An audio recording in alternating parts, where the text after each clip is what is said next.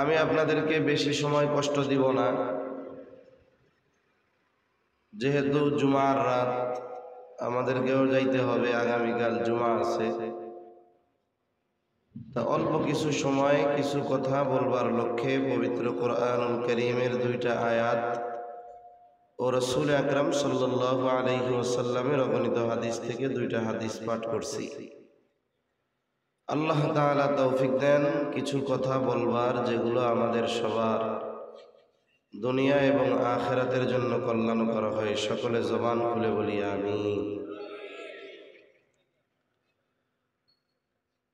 একটা সময় প্রত্যন্ত অঞ্চলের সাধারণ মানুষের দিন শেখার জায়গা ছিল মসজিদ ভিত্তিক সকালের মক্তব, সুবাহি মক্তব।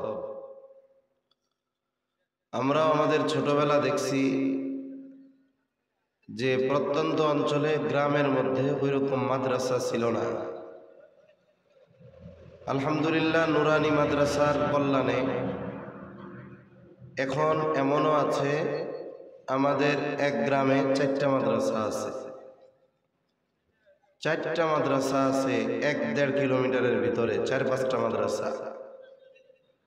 কিন্তু আজ থেকে 25-30 বছর আগেও একটা ইউনিয়নে একটা মাদ্রাসা এটা পাওয়া যাইত না।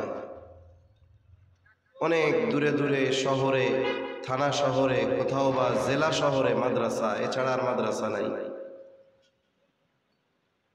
সেজন্য মুসলিম সমাজে মক্তবের গুরুত্ব ছিল অপরিসীম। দেখা যাইত অভিভাবকরা তাদের সন্তানদের ফজরের নামাজে না ডাকলেও মক্তবে না গেলে ছাড়তেন না। ফজরে ডাকতো না, মক্তবে না গেলে ছাড়তো না। এর কারণ হলো, যারে ফজরের নামাজের জন্য ডাকবে আগে তো তার ফজরের নামাজটা শেখা লাগবে, ঠিক না? এই নামাজ শেখানোর জন্য মক্তবে পাঠানো হইতো। তা মক্তবে আমরা শুধু নামাজ কালাম শিখতাম তা না, একজন মুসলমানের জীবনে যেই শিক্ষাগুলো সবচেয়ে জরুরি, এই বিষয়গুলো আমরা মক্তব থেকে শিখতাম। কালিমাগুলো শিখতাম, কালিমায়ে তৈয়বা, কালিমায়ে শাহাদাত, ঈমানে মুজমাল, ঈমানে মুফাসসাল। সাথে সাথে নামাজের জন্য যেই সূরাগুলো দরকার, সূরা ফাতিহা, সাথে আরো কমপক্ষে 4টা সূরা, আত্তাহিয়াতু, দুরূদ শরীফ, দোয়ায়ে মাসুরা, গোসলের ফরজ, ওযুর ফরজ, ওযু ভঙ্গের কারণ, নামাজের বাহিরে ভেতরে 13 ফরজ, নামাজের ওয়াজিব 14টা, নামাজ ভঙ্গের কারণ 19টা, মসজিদে ঢোকা বের হওয়ার দোয়া, তারপরে বাথরুমে ঢোকা বের হওয়ার দোয়া। এই ধরনের দৈনন্দিন জীবনে একজন মুসলমানের যে বিষয়গুলো জরুরি ছিল, এগুলো আমরা শিখতাম মক্তব থেকে। ঈমান আমলের শিক্ষা মক্তব থেকে আমরা শিখতাম। তা মক্তবে আমরা একটা কালিমা পড়তাম, কালিমার নাম হলো ঈমানে মুফাসসাল। ঈমানে মুফাসসাল। এই কালিমার মধ্যে মূলত ঈমানের ভিত্তি সমূহের আলোচনা আছে। ঈমানে মুফাসসাল জানেন তো আপনারা? ঈমানে মুফাসসাল চিনেন তো? চিনেন কি? কেউ শুনাইতে পারবেন নাকি? আলেম ছাড়া, তালিবুল ইলম ছাড়া কেউ শুনাইতে পারবেন ঈমানে মুফাসসাল? হ্যাঁ, ঈমানে মুফাসসাল পারেন না? কে কে একটু হাত উঁচা করেন। পারেন না? পারেন কে কে একটু হাত উঁচা করেন। যাক, পারাও কিছু পাইছি, না পারাও পাইছি, আবার স্বতন্ত্রও কিছু পাইছি। খুব ভালো। হাও কয় না, নাও কয় না। পারেন কারা কারা? লম্বা করে হাত উঁচা করেন। আমি জিজ্ঞেস করবো, ওই যারা পারেন তাদের মধ্যে থেকে একজন বুঝে শুনে হাত উঁচা করে। আলেম যারা তারা হাত নামান। আলেম যারা হাত নামান, আলেম, তালিবুল ইলম, মাদ্রাসার ছাত্র, তারা হাত নামান। তারা ছাড়া কে কে পারেন একটু হাত উঁচা করেন। হ্যাঁ, হাত নামান। 5-6 জন হয়েছে। এখন আমি যদি আলেমদের জিজ্ঞাসা করি এনাকে কি ওয়াজ করানো দরকার না কালিমা শেখানো দরকার, এখন কোন তো আমারে বলেন না, কি করা দরকার? কালিমা শেখানো দরকার। এখন এই যে এরা যে ভিডিও করতেছে, এটা একটা লজ্জার বিষয় হয়ে গেল। যে চিন্তা করে দেখেন, এখানে মানুষ মোটামুটি কম না, এই হিসাবে এতগুলো মানুষ যদি ৬-৭ জন মানুষ আমরা ইমানে মুফাসসাল পারি উলামায়ে কেরাম বাদে, তাহলে আমাদের অবস্থাটা কি চিন্তা করে দেখেন। ইমানে মুফাসসাল এগুলার মধ্যে ইমানের ভিত্তি সমূহের আলোচনা আসছে। ইমানের ভিত্তি হলো ৬টা। কয়টা? একটু জোরে কর। ৬টা। তা ইমানে মুফাসসালে আমরা কি পড়তাম? আমানতু বিল্লাহি ওয়া মালাইকাতিহি ওয়া কুতুবিহি ওয়া রুসুলিহি ওয়াল ইয়াউমিল আখিরি ওয়াল কদরি খাইরিহি ওয়া শাররিহি মিনাল্লাহি তাআলা ওয়াল বা'সি বা'দাল মাউত। আমরা বলতাম আমানতু বিল্লাহ, মক্তবে ওই ছোটবেলায় আমরা পড়েছি আমানতু বিল্লাহ, আমি ঈমান এনেছি আল্লাহর উপর।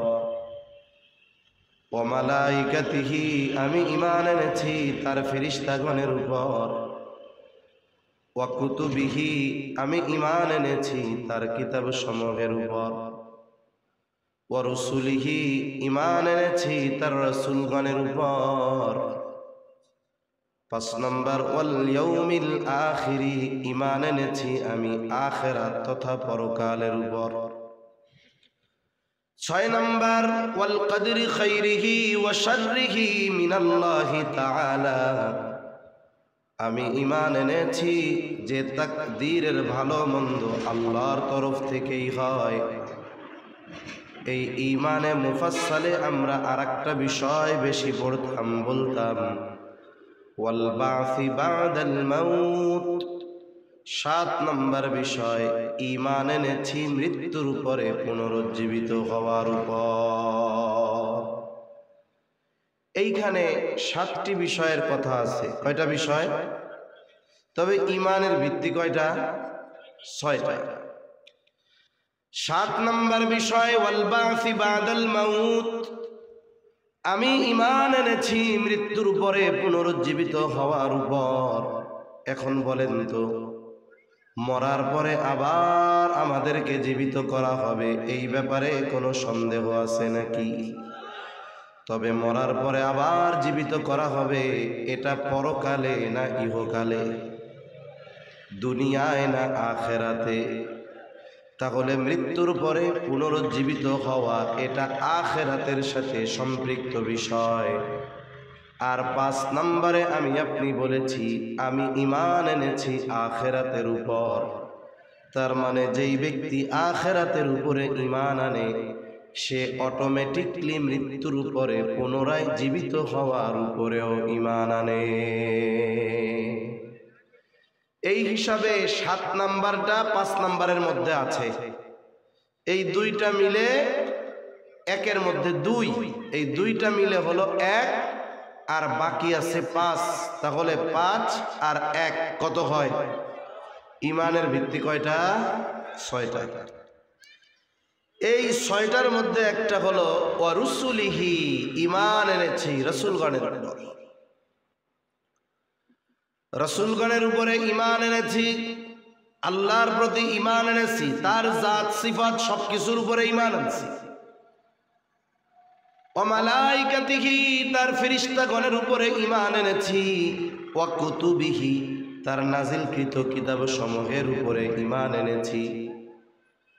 তার মানে আল্লাহ তাআলা কিতাব নাজিল করেছেন সর্বমোট। আমরা ছোটবেলায় স্কুলের বইয়ের মধ্যে ওইগুলা পড়ছি। আসমানি কিতাব কতখানা? হ্যাঁ,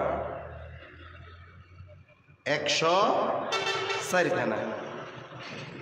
১০৪ খানার মধ্যে বড় কিতাব কয়খান? চার খান সবাই জানেন তো, উলামায়ে কেরাম ছাড়া, তালিবুল ইলম ছাড়া এই চার কিতাব কোন কোন নবীর উপরে নাজিল হয়েছে জানা আছে? আছে জানা?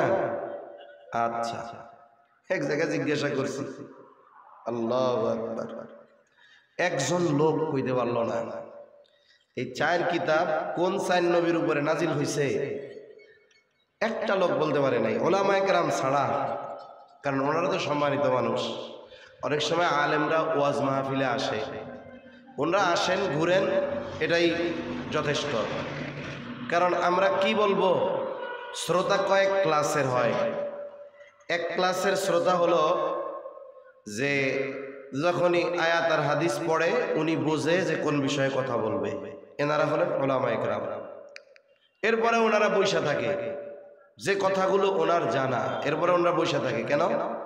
কারণ ওনারা হাদিসের মধ্যে পড়ছে, ওনাদের জানা আছে যে এই ধরনের মজলিসগুলোর মধ্যে যতক্ষণ মজলিস চলে ফেরেশতারা ঘিরা রাখে, আল্লাহর বিশেষ রহমত ওই মজলিসে উপস্থিত যারা তাদের উপরে বর্ষিত হয়। সুবহানাল্লাহ। উনরা মূলত ওয়াজের জন্য বসে আছে তা না, ওই আল্লাহর রহমতের আশায়, যেহেতু হাদিসের মধ্যে আসছে সহিহ হাদিস, আল্লাহর কাছ থেকে কিছু খাস রহমত প্রাপ্তির আশায় ওনরা বসে থাকে। আর ওনারা বসে থাকার কারণে দ্বীনি মাহফিলগুলোর রওনক শান এটা আরো বাইরে যায়। ওনরা হলো ওই শ্রেণীর শ্রোতা। এরপরে কিছু মানুষ আছে অল্প কিছু কথা বলার পরে বোঝে, কিছু মানুষ আছে কথা শেষ হওয়ার পরে বোঝে, আর কিছু শ্রোতা আছে সারা জীবন ওয়াজ শুনে গেল মাগার বুঝলো না। আছে না নাই? আছে। তো জিজ্ঞাসা করছি, উলামায়ে কেরাম আর তালিবুল ইলম ছাড়া এই চার কিতাব কোন কোন নবীর উপরে নাজিল হয়েছে কোন? অনেক কষ্ট করে একজনকে দাঁড়া করাইছে, উনি এই চার নবীর উপরে চার কিতাব বলতে 4 বার না 5 বার ভুল করছে। তারপরে কি করবো, 200 টাকা দিয়ে দিছে ওনারে। যাক, আপনি তো খাড়াইছেন, এজন্য আপনারে ধন্যবাদ। তা আমরা ঈমান এনেছি আল্লাহ তাআলার নাজিলকৃত যত কিতাব সবগুলোর উপরে ঈমান আছে। তবে কোরআনের উপরে ঈমান আনা আর কোরআন ব্যতীত যত আসমানি কিতাব আছে সবার উপরে ঈমান আনা এক ধরনের নয়। আমি যদি ঈমান আনি তাওরাত মূসা আলাইহিস সালামের উপরে নাজিল হয়েছে, আল্লাহ নাজিল করেছেন, এটা আসমানি কিতাব। ইনজিল ঈসা আলাইহিস সালামের উপরে নাজিল হয়েছে, এটা আসমানি কিতাব। জবুর দাউদ আলাইহিস সালামের উপরে নাজিল হয়েছে, এটা আল্লাহর নাজিলকৃত আসমানি এক কিতাব। বাকি 100টা ছোট ছোট সহিফা বিভিন্ন নবী রাসূলের উপরে নাজিল হয়েছে।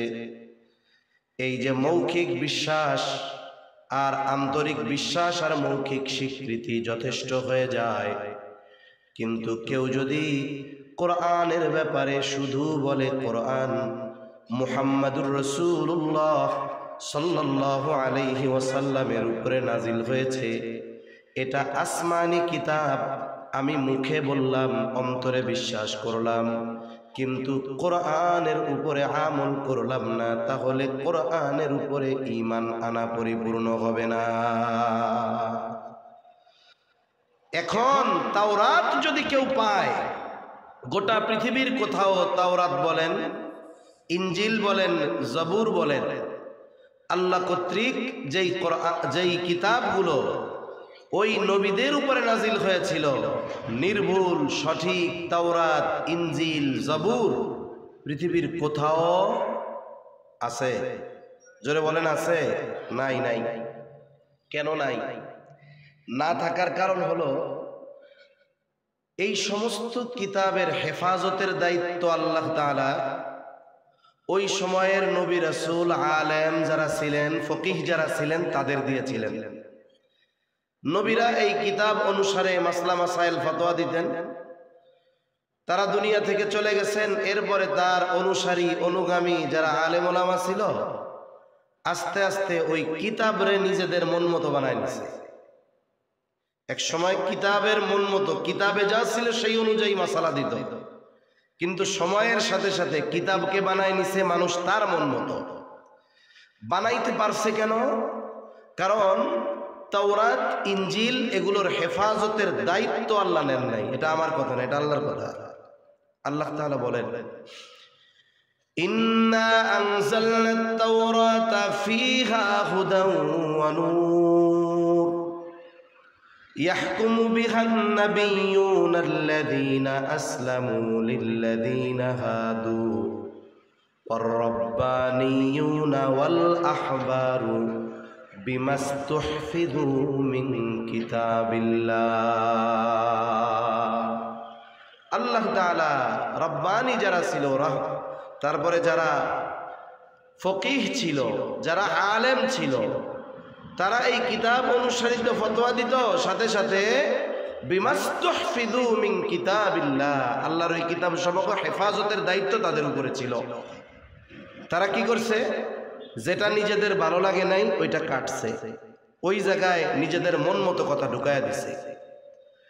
এজন্য গোটা পৃথিবীর কোথাও খুঁজে তাওরাত নির্ভুল পাওয়া যাবে না, জবুর পাওয়া যাবে না, ইনজিল পাওয়া যাবে না। বলেন তো, যদি পাওয়াও যায় নির্ভুল, আমল করার সুযোগ আছে? জোরে বলেন, আছে? নাই।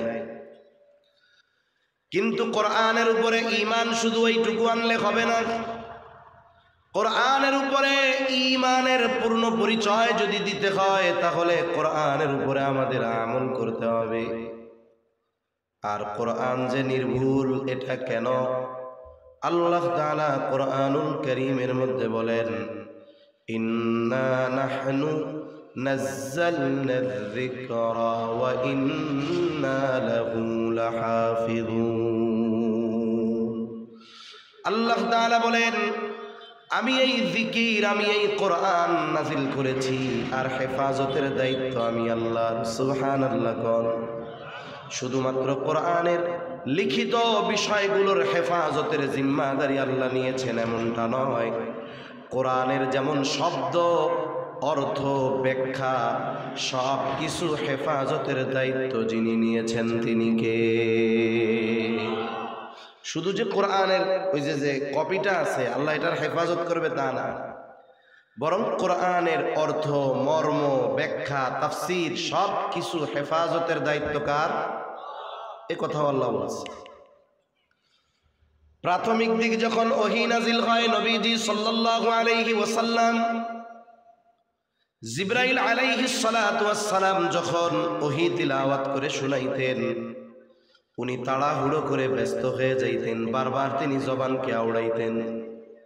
উদ্দেশ্য হলো জিবরাইল আলাইহিস সালাম যেই ওহীগুলো তিলাওয়াত করে শোনাচ্ছেন, উনি যেন এগুলো না ভুলে যান, না ছুটে যান।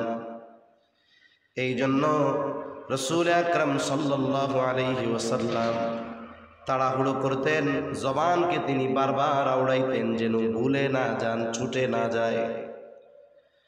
আল্লাহ সুবহানাহু ওয়া তাআলা নবীজির এই দৃশ্যগুলো দেখেন এবং তিনি জানেন। আল্লাহ তাআলা এই জন্য নবীজি সাল্লাল্লাহু আলাইহি ওয়াসাল্লামকে জানায় দিলেন, ও পয়গম্বর, আপনার কাছে যখন রূহুল আমিন ওহী নিয়ে যায়, আপনি তাড়াহুড়ো করবেন না, পেরেশানি হবেন না, জবান আওড়াবেন না। আপনার পেরেশানির কোনো কারণ নাই। আপনি মনে করতেছেন আপনি যদি এগুলো না পড়েন ছুটে যাবে, আপনি ভুলে যাবেন, এমনটা নয়। বরং এই কোরআন হেফাজতের, সংরক্ষণের সব দায়িত্ব আমি আল্লাহ।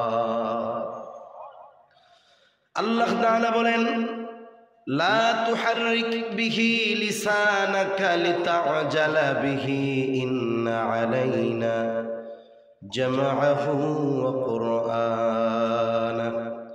আল্লাহ তাআলা বলেন, লা তুহাররিক লিসানাকা লিতা'জালা বিহি, আপনি আপনার জবানকে তাড়াহুড়ো করে আওড়াবেন না, নড়াচড়া করবেন না।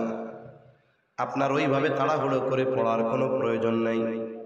আপনি মনে করতেছেন এগুলো আপনি সব সংরক্ষণ করতে পারবেন না, এগুলো আপনার থেকে ছুটে যাবে। আবার আপনি জিবরাইলের সাথে পড়েন যেন পড়ার মধ্যে সব কিছু ঠিক হয়, অসুবিধা নাই।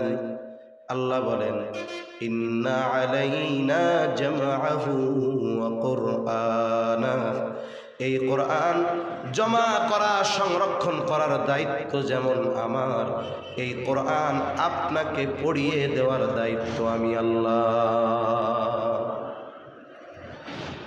আল্লাহ তাআলা এবার বলেন ফাইদা করানাহু ফাত্তাবিউ কুরআনাহ। যখন জিবরাইল আলাইহিস সালাম আপনার সামনে তিলাওয়াত করে আপনি তার তিলাওয়াত শুনবেন, এটার আনুগত্য করেন। ফাইদা করানাহু ফাত্তাবিউ কুরআনাহ। জিবরাইল আলাইহিস সালাম যখন আপনার সামনে কোরআন তিলাওয়াত করে শোনায়, আপনি তার তিলাওয়াত শুনতে থাকেন, অসুবিধা নাই। আপনার কাছ থেকে ছুটেও যাবে না, ভুলেও যাবেন না। কেন? আল্লাহ তাআলা এটা জমা করার দায়িত্ব নিয়েছেন। আবার আপনি শুনবেন, জবানে জবানে পড়লে আপনি মনে করতেছেন তিলাওয়াত শুদ্ধ হবে কিনা, পেরেশানির কারণ নাই। ওই কোরআন সংরক্ষণের দায়িত্ব যেমন আমার, ওই কোরআন শুদ্ধভাবে আপনাকে পড়ায়া দেওয়ার দায়িত্ব আমার। সুতরাং পেরেশানি ছাড়া আপনি তার তিলাওয়াতের অনুগামী হন, তার তিলাওয়াত শুনতে থাকেন। এরপরে আল্লাহ তাআলা বলেন সুম্মা ইন্না আলাইনা বায়ানা। আল্লাহ রাব্বুল আলামিন জানায় দেন এই কোরআনের ব্যাখ্যা সারমর্ম, এটাও আল্লাহ তাআলা শিক্ষা দেওয়ার দায়িত্ব নিয়েছেন। তাহলে কোরআনের শাব্দিক হেফাজত, অনুবাদিক হেফাজত, ব্যাখ্যাগত হেফাজত সব কিছুর জিম্মাদারি যিনি নিয়েছেন তিনি কে? এই যে ব্যাখ্যা হেফাজতের দায়িত্ব আল্লাহ তাআলা নিছেন। তবে আল্লাহর একটা সিস্টেম তো আছে, কোনো কিছু ছাড়া আল্লাহ সব কিছু পারে। যেমন কেউ যদি মনে করে মা বাবা ছাড়া সন্তান হয় না, এটা আল্লাহর একটা উসুল, আল্লাহর একটা নিজাম। কিন্তু মা বাবা ছাড়া সন্তান জন্ম দেওয়ার ক্ষমতা আল্লাহর আছে না নাই? আছে। এজন্য যেমন পৃথিবীতে যদি কেউ চেষ্টা করে কোরআনের কোনো নুকতা উল্টাপাল্টা করবে, শব্দ বাদ দেন, নুকতা নুকতা, তাহলে এই পৃথিবীতে কোটি কোটি হাফেজে কোরআন আছে, ওটা ধরে ফেলবে, উল্টাপাল্টা করার কোনো সুযোগ নাই। এরপরে কোনো ব্যক্তি যদি চিন্তা করে কোরআনের ভুল তিলাওয়াত মানুষকে শিখাবে, বলেন তো ওই ভুল তিলাওয়াত ধরার মানুষ এই সমাজে, এই দেশে, এই দুনিয়ায় কোটি কোটি আছে না নাই? আছে। যেহেতু এটাও সংরক্ষিত, ভুল করার সুযোগ নাই। ব্যাখ্যাও আল্লাহর পক্ষ থেকে সংরক্ষিত। এজন্য এই উম্মতের মধ্যে যখনই কেউ কোরআনের মন গড়া ব্যাখ্যা করেছে, আছে না কিছু পণ্ডিত মন গড়া ব্যাখ্যা করেছে, এই উম্মতের উলামায়ে কেরাম কোরআন হাদিসের সঠিক যেই ব্যাখ্যা, সাহাবায়ে কেরামের পক্ষ থেকে যেই ব্যাখ্যা, রাসূলুল্লাহ সাল্লাল্লাহু আলাইহি ওয়াসাল্লামের পক্ষ থেকে যেই ব্যাখ্যা, এই ব্যাখ্যাগুলোকে সামনে রেখে ওই অপব্যাখ্যাকারীদের মুখোশ গোটা পৃথিবীর মানুষের সামনে উন্মোচন করে দিয়েছে। এজন্য যখনই কেউ কোরআনের অপব্যাখ্যা করে, একদল অপব্যাখ্যাকারীর সাথে থাকে ঠিক, কিন্তু আরেক দল আল্লাহ কর্তৃক হেফাজতকৃত ওই সঠিক ব্যাখ্যার কথা মানুষের কাছে পৌঁছিয়ে দেয়, ঠিক কিনা বলেন? এজন্য কোরআন হেফাজতের দায়িত্ব আল্লাহ তাআলা। এই কোরআনের উপরে শুধু মৌখিকভাবে বললে হবে না যে আমি কোরআনের উপরে ঈমান আনছি, বরং সাথে সাথে এই কোরআন অনুযায়ী আমল করতে হবে, তাহলে এই বিশ্বাসের পূর্ণতা আসবে। এরপরে আমরা বলেছিলাম ওয়া রুসুলিহি, রাসূলগণের উপরে ঈমান এনেছি। আমার আপনার নবীর আগে যত নবী রাসূল এসেছেন সবাই আল্লাহর তরফ থেকে প্রেরিত, এটার উপরে ঈমান আনতে হবে। তবে মুহাম্মাদুর রাসূলুল্লাহ সাল্লাল্লাহু আলাইহি ওয়াসাল্লামের ব্যাপারে শুধু এতটুকু বিশ্বাস করলে হবে না যে তিনি আল্লাহর পক্ষ থেকে প্রেরিত রাসূল। শুধু এতটুকু বিশ্বাস করলে হবে না, বরং এই বিশ্বাসের পূর্ণতা তখন আসবে যখন রাসূল আকরাম সাল্লাল্লাহু আলাইহি ওয়াসাল্লামের বাস্তবিক আমল, রাসূলের সিরাত আমার আপনার জীবনে বাস্তব আমলে পরিণত হবে। সাথে সাথে এই বিষয়ের উপরেও ঈমান আনতে হবে যে আমার আপনার নবী শেষ নবী, আমার আপনার নবীর পরে আর কোন নবী নাই। ওয়া রুসুলিহি, রাসূলগণের উপরে ঈমান আনার মধ্যে এই বিষয়টাও অন্তর্ভুক্ত। খাতমে নবুয়তের উপরে ঈমান আনা যে আমার আপনার নবীর পরে আর কোন নবী নাই। এই যে খাতমে নবুয়তের উপরে ঈমান, এটা শুধু আপনাদের মসজিদের ইমাম মুয়াজ্জিন কমিটি আর মাদ্রাসার মুহতামিম ছাত্র আর আমরা 2-4 জন আনলেই সবারটা আদায় হয়ে যাবে? সবারটা আদায় হবে? মনে রাখতে হবে এই বিষয়গুলোর উপরে আমাকে যেমন ঈমান আনতে হবে, একজন সাধারণ মানুষ তাকেও ঈমান আনতে হবে। ওই বিষয়গুলো আমার কাছে যেমন জরুরি, একজন সাধারণ ইমানদার তার কাছেও সমপর্যায়ের জরুরি হতে হবে। ঠিক কিনা বলেন? তাহলে রাসূলগণের উপরে ঈমান আনলাম মানে আমাদের নবীর ব্যাপারে স্পেসিফিক ভাবে যে তিনি আল্লাহর প্রেরিত রাসূল, সাথে সাথে এটাও ঈমান আনলাম যে আমার আপনার নবী হলেন শেষ নবী, নবীজির পরে আর কোন নবী নাই। আমার আপনার নবী হলেন এমন এক নবী যার দ্বারা আল্লাহ সুবহানাহু ওয়া তাআলা এই দুনিয়ার গুরুত্বপূর্ণ বিষয়গুলোর পরিপূর্ণতা প্রদান করেছেন। শরীয়তের নতুন কিছু সংযোজন বিয়োজন আমার আপনার নবীর পরে আর জরুরত নাই। এই উম্মতের একেবারে শেষ জামানায় ঈসা আলাইহিস সালামকে আল্লাহ তাআলা আসমান থেকে আবার নাজিল করবেন, আসমান থেকে আবার পাঠাবেন। আমাদের দেশে কিছু মানুষ আছে যারা নবীজিকে শেষ নবী মানে না। তারা বলতে চায় যে গোলাম আহমদ কাদিয়ানীর তো নবী বলেই, সাথে সাথে তারা বলতে চায় যে ঈসা আলাইহিস সালাম শেষ জামানায় আসবে, এটা তো নবীজির কথা। ওই ভ্রান্ত মতবাদে বিশ্বাসী মানুষগুলো বলে সেই ঈসা আলাইহিস সালাম হলো গোলাম আহমদ কাদিয়ানী। নাউজুবিল্লাহ বলে। তা ঈসা আলাইহিস সালাম দুনিয়ায় শেষ জামানায় আসবেন, দাজ্জালকে হত্যা করবেন, কোনো সন্দেহ নাই। তবে এটা হবে তার পুনরাগমন, সর্বশেষ আগমন নয়। তার রাসূল আকরাম সাল্লাল্লাহু আলাইহি ওয়াসাল্লামের মাধ্যমে আল্লাহ তাআলা গুরুত্বপূর্ণ কিছু বিষয়ের পূর্ণতা প্রদান করেছেন, যা আল্লাহ তাআলা আমার আপনার নবীর আগে অন্য কারো মাধ্যমে পূর্ণতা প্রদান করেন নাই। এমন কয়েকটা বিষয় আপনাদের সাথে একটু মুযাকারা করি। কষ্ট হবে না তো ইনশাআল্লাহ? লম্বা সময় নিব না। আমি তো ভাবছিলাম 10টায় উঠে যাব। গতবার তো আসছিলাম, দেরি হয়েছিল আসতে, অনেক জ্যামে পড়ছি, তারপরেও আল্লাহ আনছে। কিন্তু যাওয়ার সময় আল্লাহ তাকদিরে লেখা রাখছিলেন অ্যাক্সিডেন্ট করছিলাম। আপনাদের এখান থেকে যাওয়ার সময় নভেম্বরের 3 তারিখ আপনাদের এই মাহফিলটা ছিল।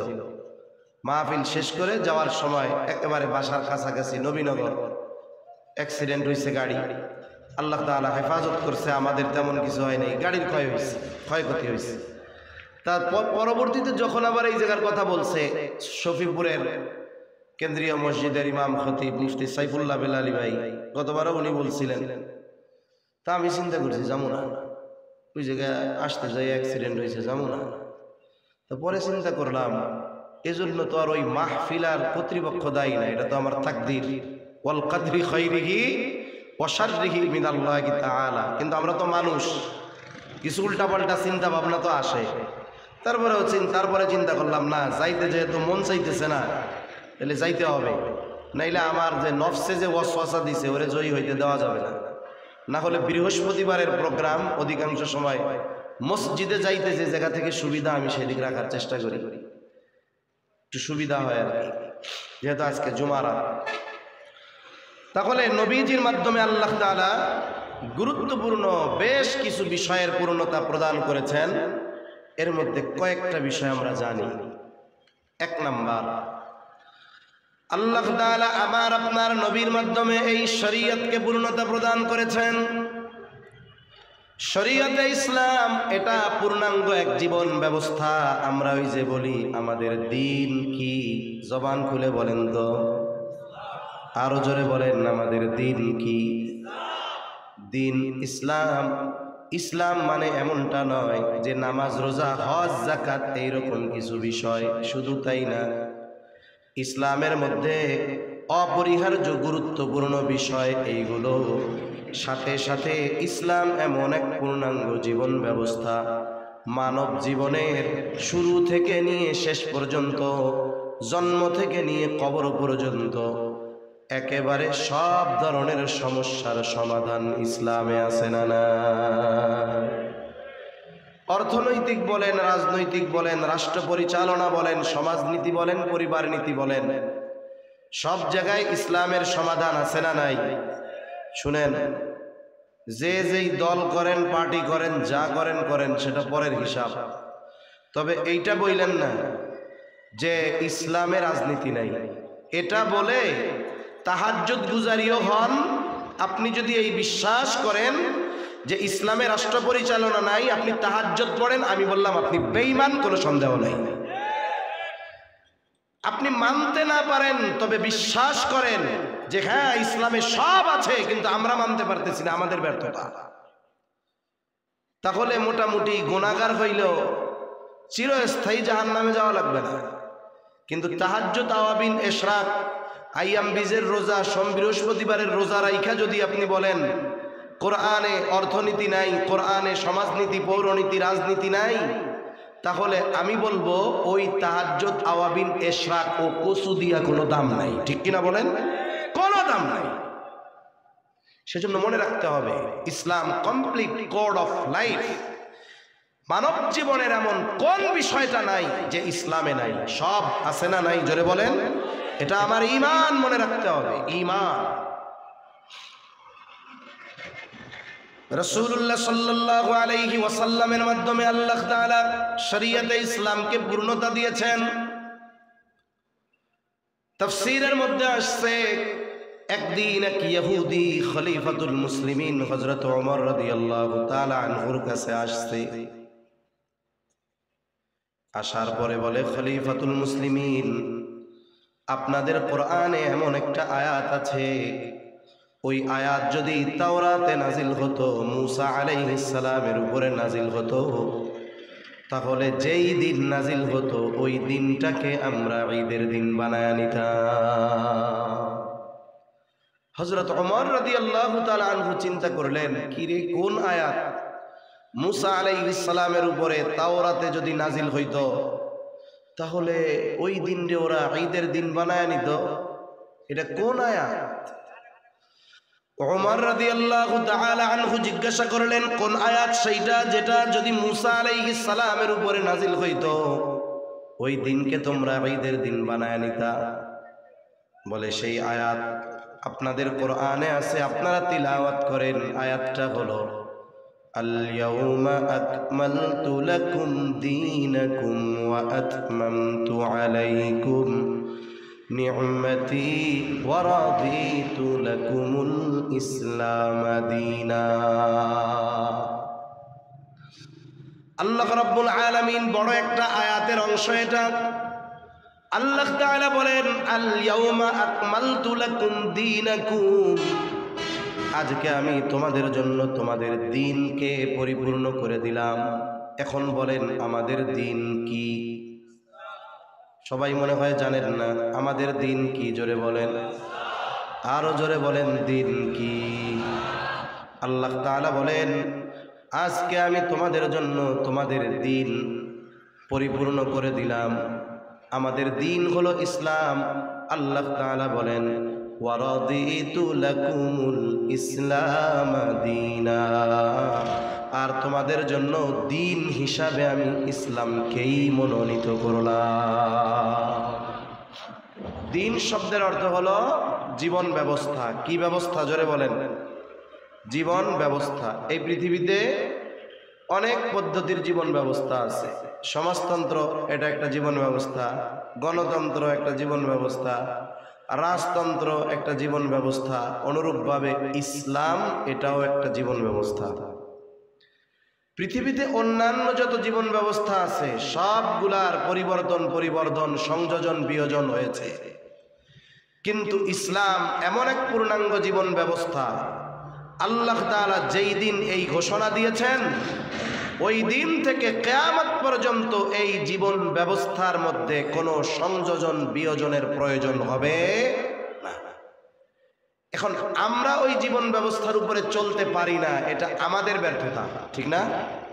এজন্য ওই জীবন ব্যবস্থা দিয়ে সমাজ, রাষ্ট্র, দেশ, পৃথিবীর উন্নতি হবে না, এটা যারা মনে করে, এটা যারা বলে, তারা বেঈমান, কোনো সন্দেহ নাই। মনে রাখতে হবে। আমি কি আবার কোনো দলের ভোট চাইতেছি নাকি? জোরে কথা বলেন। ভোট চাইতেছি? কোন দলের বিরোধিতা করতেছি? আমরা ইমানদার। কোন বিষয়গুলোর উপরে আমাদের ঈমান টিকে থাকবে এই কথাগুলো বলতেছি। একজন যদি 14 দিন ধরে পায়খানা খায়, কোনো অসুবিধা নেই, খাক না, কোনো সমস্যা আছে? ও খাইতেছে, কইতেছে ভাই খাচ্ছি কিন্তু এটা হারাম, তুই আরো খা। কিন্তু তুই পায়খানা খাস, এই জন্য যদি খোঁজ যে না রে ভাই এটা কিন্তু হালাল, এখনই তো সমস্যা, ঠিক কিনা বলেন? আপনি হারাম করতেছেন, হারাম খাচ্ছেন, হ্যাঁ হারামকে হারাম জেনে করতেছেন, হারামকে হারাম বিশ্বাস করে বলতেছেন, করতেছেন, আপনার পাপ হচ্ছে, তবে আপনি কাফের হচ্ছেন না। কিন্তু আপনি একটা হারামকে যদি বৈধ মনে করেন, ওই হারাম করাও লাগবে না, খাওয়াও লাগবে না, ওটাকে বৈধ মনে করার কারণে আপনার ঈমান থাকবে না, ঠিক কিনা বলুন? এজন্য বুঝতে হবে এই কথাগুলো। এগুলো আমাদের দেশে কিছু মাথা মোটা মানুষ আছে, এগুলো বুঝে না। মাথা মোটা মানুষ, এরা বুঝে না। এরা মনে করে যে এই কথা বললেই হুজুর আমাদের বিরুদ্ধে কথা বলছে, হুজুর অমুক দলের লোক। এগুলো না বুঝার কারণে, দিন বুঝে না। এজন্য আল্লাহ সবাইকে সঠিক বুঝদান করেন বলি আমিন। হযরত ওমর রাদিয়াল্লাহু তাআলা আনহু বলেন, আল্লাহর শপথ, এই আয়াত কোন দিন কোথায় কার উপরে নাজিল হয়েছে আমি জানি। এই আয়াত নাজিল হয়েছে বিদায় হজে জুমার দিন জাবালে রহমতে মুহাম্মাদুর রাসূলুল্লাহ সাল্লাল্লাহু আলাইহি ওয়াসাল্লামের উপর। তাহলে এক নাম্বার, আল্লাহ তাআলা আমার আপনার নবীজির মাধ্যমে ইসলামকে পূর্ণতা প্রদানের ঘোষণা দিয়েছেন। এর আগেও যত নবী এসেছে সকলের দিন ছিল ইসলাম, কোনো সন্দেহ নাই। তবে কোন নবীর মাধ্যমে এই দিন, এই জীবন ব্যবস্থাকে পূর্ণাঙ্গের ঘোষণা আল্লাহ তাআলা দেন নাই। আমার আপনার নবীর মাধ্যমে আল্লাহ তাআলা শরীয়তে ইসলাম তথা আমাদের জীবন ব্যবস্থা, দিনকে আল্লাহ পূর্ণাঙ্গ করার ঘোষণা দিয়েছে। আল্লাহ সুবহানাহু ওয়া তাআলা দিন ঘোষণা, পরিপূর্ণ ঘোষণা দেওয়ার সাথে সাথে আরেকটা জিনিসের পূর্ণাঙ্গতার ঘোষণা দিয়েছেন। আল-ইয়াওমা আকমালতু লাকুম দীনাকুম, আজকে আমি তোমাদের জন্য তোমাদের দ্বীনকে পরিপূর্ণ করলাম। এর পর আল্লাহ তাআলা বলেন, ওয়া আতমামতু আলাইকুম নি'মাতি। দিন পরিপূর্ণতার ঘোষণার সাথে সাথে আল্লাহ তাআলা বলেন, আজকে আমি তোমাদের জন্য আমার নিয়ামত সমূহের পূর্ণতার ঘোষণা দান করলাম। তাহলে আমার আপনার নবীর মাধ্যমে দিন পূর্ণাঙ্গতার ঘোষণার সাথে সাথে আল্লাহ প্রদত্ত নিয়ামতের পূর্ণতার ঘোষণা আসছে। তবে দুইটা জিনিস আল্লাহ তাআলা পাশাপাশি উল্লেখ করলেন কেন? আর পরিপূর্ণ নিয়ামত কখন আমরা পাব? আল্লাহ সুবহানাহু ওয়া তাআলা দিন পূর্ণতার পাশাপাশি নিয়ামতের পূর্ণতার ঘোষণা দিয়েছেন। এর দ্বারা এই বিষয়টা বোঝা যায় যে বা যারা যেই সম্প্রদায় পরিপূর্ণ দিন মানবে, শুধুমাত্র তারাই আল্লাহর পক্ষ থেকে পরিপূর্ণ নিয়ামত লাভ করবে। তাহলে বলেন, আল্লাহর পক্ষ থেকে পরিপূর্ণ নিয়ামত পাবার শর্ত কি? পরিপূর্ণ দিন মানতে হবে, ইসলাম মানতে হবে। ব্যক্তি থেকে রাষ্ট্র জীবন পর্যন্ত সব জায়গায় ইসলাম মানার প্র্যাকটিস আমাদের করতে হবে। যদি করি তাহলে আমাদেরকে পরিপূর্ণ নিয়ামত দিবেন কে? তা না হলে এই পৃথিবীর অনেক নব্য আবিষ্কার হবে, প্রযুক্তি নতুন নতুন আসবে, অনেক শাসকের পরিবর্তন হবে, কিন্তু আল্লাহর পক্ষ থেকে নেয়ামত এই জমিনবাসীর উপরে আসবে না যতক্ষণ পরিপূর্ণ দিন মানা না হবে। যারা দিন মানে তারা আল্লাহর পক্ষ থেকে নেয়ামত প্রাপ্ত হয়। এর উদাহরণ অনেক দূরের অতীত থেকে আমরা দিব না, কাছাকাছি সময়ের অতীতের থেকে একটা উদাহরণ দেই। এই পৃথিবীতে একটা দেশ আছে, যেটা দেশটাকে বলা হয় সাম্রাজ্যবাদীদের কবরস্থান। এই পৃথিবীর অন্যতম দুই পরাশক্তি সোভিয়েত ইউনিয়ন আর একটা হলো আমেরিকা। বলে সোভিয়েতের পতন হয়েছে ওই দেশে। সর্বশেষ আমেরিকা তার সহযোগী ন্যাটো সদস্যদের নিয়ে প্রায় 2 দশকের বেশি একটা দেশে এমন কোনো দিন রাত অতিবাহিত হয় নাই, বোমা হামলা চালায় নাই, বিমান হামলা চালায় নাই। বলেন তো ওই দেশটার নাম কি? বলেন ওই দেশের নাম কি? ইমারাতে ইসলামিয়া আফগানিস্তান। আফগানিস্তানে সোভিয়েতের পতন হয়েছে এদের মাধ্যমে, টুকরো টুকরো হয়ে গেছে সোভিয়েত ইউনিয়ন। এরপরে আমেরিকা গেছে ন্যাটো জোট সহ, একা না, ওর বন্ধু বান্ধব যা আছে সব নিয়ে। 20 বছর পরে বুঝতে পারছে যে আর কয়েক বছর থাকলে অলরেডি আম গেছে, সালাও অর্ধেক ইঁদুরে খাইছে, বাকি দিয়ে যাইব গা, ভাগ তারা দেবে। রাতের আধারে পালিয়ে চলে গেছে, রাতের আধারে পালিয়ে যেতে বাধ্য হয়েছে। ইমারতে ইসলামিয়ায় আক্রমণের মূল কারণ কি ছিল? মূল কারণটা ছিল আক্রমণ করার আগে এই পৃথিবীতে একমাত্র দেশ যেখানে বেশ কয়েক বছর পরিপূর্ণ শরঈ শাসনের উপরে পরিচালিত হয়েছে। গণতন্ত্রকে ধরে নাই, কোরআনতন্ত্র যখন ধরছে মূলত এটা সহ্য হয় নাই। আর মনে রাখবেন, আমেরিকার এই পৃথিবীতে গণতন্ত্র প্রতিষ্ঠা উদ্দেশ্য নয়। গণতন্ত্র হলো তাদের একটা বাহানা। মোট কথা হলো তারা তাদের প্রভুত্ব প্রতিষ্ঠা করতে চায় এই দেশগুলোর উপরে। এই পৃথিবীর সব দেশ কি গণতান্ত্রিক দেশ নাকি? হ্যাঁ, সৌদি আরব, মধ্যপ্রাচ্যের দেশগুলো কি গণতান্ত্রিক দেশ না? আপনার উত্তর কোরিয়া গণতান্ত্রিক দেশ না? এরকম কিউবা গণতান্ত্রিক দেশ না? ওইসব দেশও তো পৃথিবীতে আছে। আরব দেশে গণতন্ত্র নাই, তাদের রাজতন্ত্র আছে, পরিবারতন্ত্র আছে, কিন্তু তারা ক্ষমতার চেয়ারে একের পর এক বসতেছে কেন?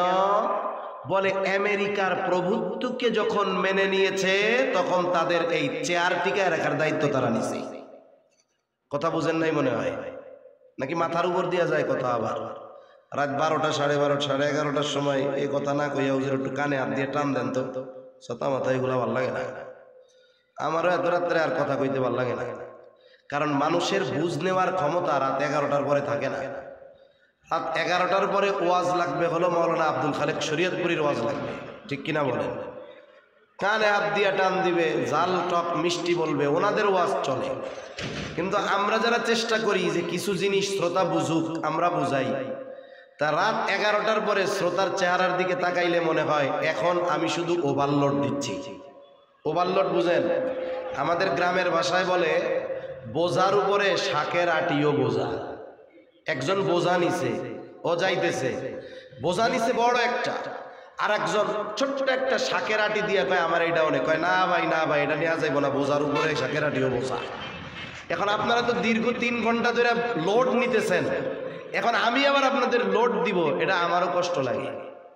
তারপরেও সজাগ আছেন তো? তাকবীর দেন, নারায়ে তাকবীর, নারায়ে তাকবীর, মাশাআল্লাহ। তো আমেরিকার উদ্দেশ্য কি? যে তোমরা কোরআন মানতে পারবে না, অন্য যত তন্ত্র মন্ত্র থাকে থাক, আর আমার প্রভুত্ব যদি স্বীকার করো সব তোমাদের জন্য বৈধ, কোনো অসুবিধা নেই। তা আফগানিস্তানে তারা আক্রমণ করছে কেন? তাদেরকে কনভিন্স করতে পারে নাই। এর আগের ইতিহাস আছে, আমি ওইদিকে যাব না। তখন কি হলো? যে কোনো একটা ওসিলা দিয়া ছলে বলে কলে কৌশলে ওই দেশে তারা আক্রমণ করলো। আক্রমণ চলেছে এক নাগাড়ে প্রায় 22 বছর। কত বছর? 22 বছর। চতুর্দিকে যে তাদের বন্ধু ছিল এমনটা নয়। আল্লাহ তাআলা ওই মানুষগুলোর উপরে এমন রহমত করছেন যে এই পৃথিবীর সর্বাধুনিক সমরাস্ত্রে সুসজ্জিত একটা বাহিনীর বিরুদ্ধে তারা 22 বছর আল্লাহর উপরে ভরসা করে লড়াই চালিয়ে গেছেন। সাথে সাথে একটা সময় তারা পরাজয় স্বীকার করতে বাধ্য হয়েছে, পালায়ে যেতে বাধ্য হয়েছে এবং তাদের শর্ত মেনে ক্ষমতা তাদের হাতে দিতে বাধ্য হয়েছে। ঠিক কিনা বলেন? এরপরে তারা কি করছে? তারা তাদের অবস্থান থেকে যতটুকু সম্ভব শরঈ শাসন, শরঈ আইনের উপরে রাষ্ট্র পরিচালনার চেষ্টা তারা শুরু করছে। আমেরিকা চিন্তা করছে যে যখন তারা চলে যায় ওই দেশের যত রিজার্ভ আছে সব নিয়ে গেছে, টাকা হাতে নাই, আপনার হাতে ডলার নাই, মানে কোনো দাম নাই। আমার আপনার কাগজের টাকা, এটার কোনো দাম নাই। মনে রেখে, কাগজের টাকার কোনো দাম আছে? 5 টাকার একটা কয়েনের যেই দাম তার চেয়ে 1000 টাকার নোটের কম দাম। আজকে যদি গভর্নমেন্ট ঘোষণা করে যে 1000 টাকার নোট সব বাতিল, কি করবেন ওইটা দিয়ে? 1 টাকা দিয়ে কেউ কিনবো? ওইটা রান্না করে ভাত রান্নার জন্য আগুনের মধ্যে ঠেলা লাগবে। কিন্তু আপনারা তো যদি 5 টাকার একটা কয়েন থাকে, ওটা একটা ধাতব পদার্থ, ওইটা দিয়ে আপনি কিছু একটা করতে পারবেন। তার মানে ওই 5 টাকার কয়েনটার যেই দাম 1000 টাকার কাগজের নোটেরও সেই দাম নাই। তা বর্তমান দুনিয়ায় ডলারের উপরে নির্ভর করে কোন দেশের অর্থনীতি কেমন।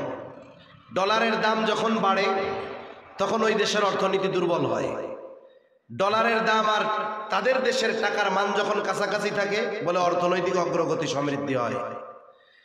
ওই দেশের মানুষের হাতে ক্ষমতা তুলে দিয়ে গেছে, কিন্তু কোনো রিজার্ভ নাই, ধ্বংসস্তূপে পরিণত এক দেশ। যাওয়ার সময় যত কিছু পারছে নষ্ট করে গেছে। চিন্তা করছে যে ক্ষমতা ঠিকই দিয়া গেলাম, এই দেশের মানুষ যেহেতু কোনো সম্পদ তাদের হাতে দিয়ে যায় নাই, 6 মাস 9 যাইতেই বলবে আগেই ভালো ছিলাম। 6 মাস 9 যাইতে কি বলবে? আগেই ভালো ছিলাম। কিন্তু ওই দেশের শাসন পরিচালনার দায়িত্ব যারা নিয়েছে, এদের হাতে এই জাগতিক সম্পদ ডলার টাকা হয়তো নাই, কিন্তু তারা কোরআন আর সুন্নাহকে সামনে রেখে রাষ্ট্র পরিচালনার দায়িত্ব নিয়েছে। ঠিক কিনা বলেন? ফলশ্রুতিতে কি হয়েছে?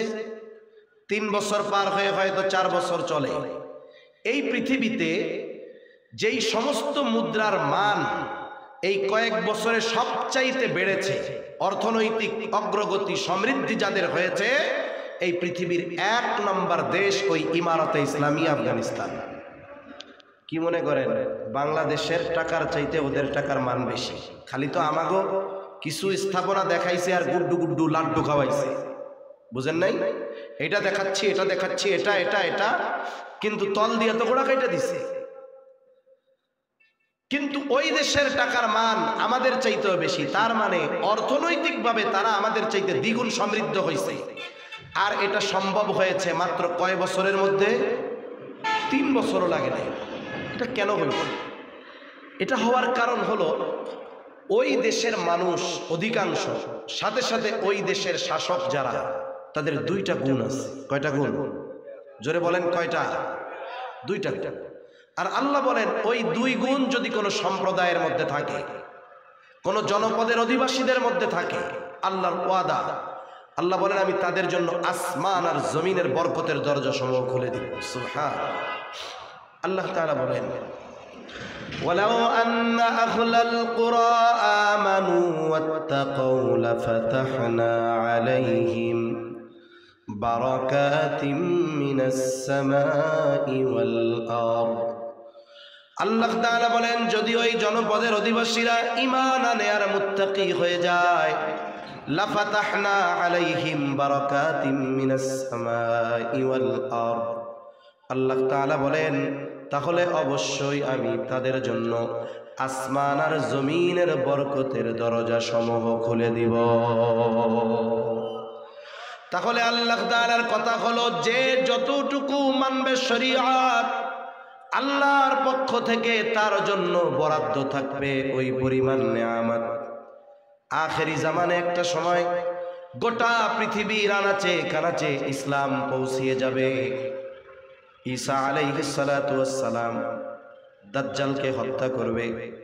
দাজ্জালকে হত্যা করবার পর তিনি শরীয়তে ইসলাম, এই দ্বীনে মুহাম্মাদি প্রচারের দায়িত্ব নেবেন। গোটা পৃথিবীর আনাচে কানাচে ইসলাম পৌঁছিয়ে যাবে। এক ব্যক্তিও বাকি থাকবে না যে ইমানদার নয়, বরং তারা পাক্কা ইমানদার হবে, তাদের অন্তরের মধ্যে কোনো নেফাক থাকবে না। গোটা পৃথিবীর মানুষ ইমানদার হয়ে যাবে। ওই সময় কি হবে? নবীজি বলেন মানুষের সম্পদ উপচিয়ে পড়বে।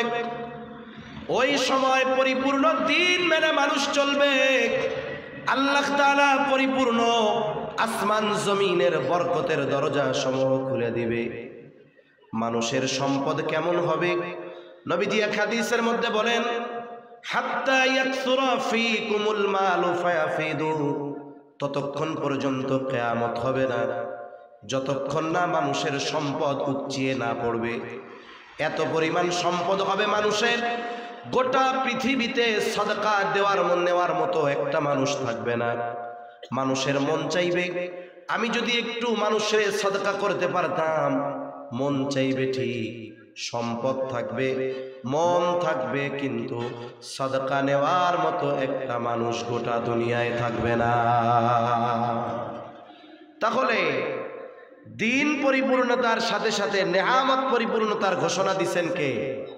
ওই নেয়ামত পাওয়া যাবে কখন? পরিপূর্ণ দ্বীন মানব যখন। দ্বীন পরিপূর্ণ যতক্ষণ মানব না, আল্লাহর পক্ষ থেকে নেয়ামত পাবো ঠিক, তবে পরিপূর্ণ নেয়ামত পাবো না। আলোচনা করতেছিলাম আল্লাহ তাআলা আমার আপনার নবীর মাধ্যমে কয়েকটা জিনিসের পূর্ণতা দিয়েছেন। এই কয়েকটা বিষয় মনে রাখেন। 1 নাম্বার শরিয়াত, 2 নাম্বার নেয়ামত, 3 নাম্বার আখলাক। উত্তম চরিত্রের পূর্ণতা আল্লাহ দিয়েছেন। মনে রাখতে হবে ওই জাতি তত উন্নত যেই জাতির চরিত্র যত উন্নত। স্ট্রাকচার, স্থাপনা, বড় বড় ইমারত আর উঁচু উঁচু ডিগ্রির দ্বারা একটা জাতি উন্নতির শিখরে পৌঁছাতে পারে না। উন্নতির শিখরে পৌঁছতে হলে চরিত্রগত দিক দিয়ে সর্বোচ্চ উন্নত হতে হবে।